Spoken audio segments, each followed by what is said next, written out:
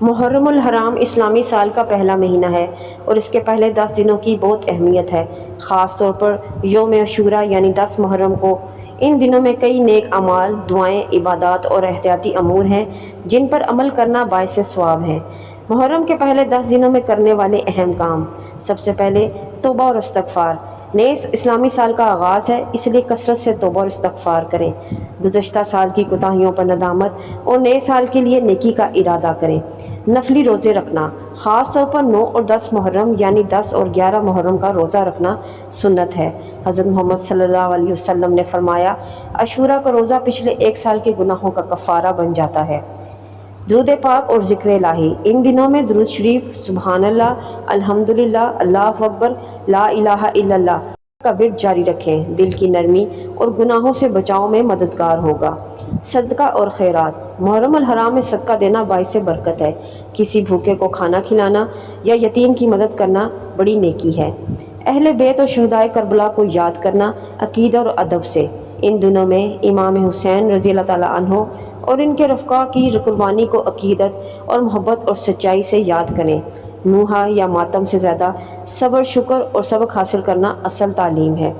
قرآن پاک کی تلاوت۔ روزانہ کچھ وقت قرآن پڑھیں یا اس کا ترجمہ اور تفسیر پڑھیں۔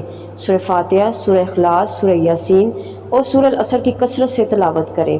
دعاؤں کا اہتمام۔ عاشورہ کے دن یہ دعا خاص طور پر پڑھیں: اے اللہ، اس نئے سال کو ہمارے لیے بابرکت اور خوشیوں سے بھرپور بنا دے، ہمارے گناہ معاف فرما اور ہمارے رزق اور وقت میں برکت عطا فرما۔ صبر و سکون اختیار کرنا۔ ان دنوں میں خاص طور پر غصے، جھگڑوں اور حسد اور کینہ سے بچیں۔ امام حسین رضی اللہ تعالیٰ عنہ نے صبر و استقامت کی اعلیٰ مثال قائم کی، ہمیں بھی اس روش کو اپنانا چاہیے۔ نوافل اور تہجد۔ نفل نماز، خاص طور پر تہجد اور اشراق کی نماز کا اہتمام کریں، اللہ کے قریب ہونے کا بہترین ذریعہ ہے۔ صلہ رحمی۔ رشتہ داروں سے حسن سلوک۔ نئے سال کی ابتدا میں رشتہ داروں سے تعلقات مضبوط کریں، دل صاف رکھیں، معاف کریں، صلح کریں، میل جول بڑھائیں۔ صدقہ اور خیرات دینا، گھر والوں پر خرچ کرنا، محتاجوں کی مدد کرنا۔ حدیث: جو شخص عاشورہ کے دن اپنے گھر والوں پر کشادہ رزق کرے، اللہ سال بھر ان پر کشادہ رزق کرے گا۔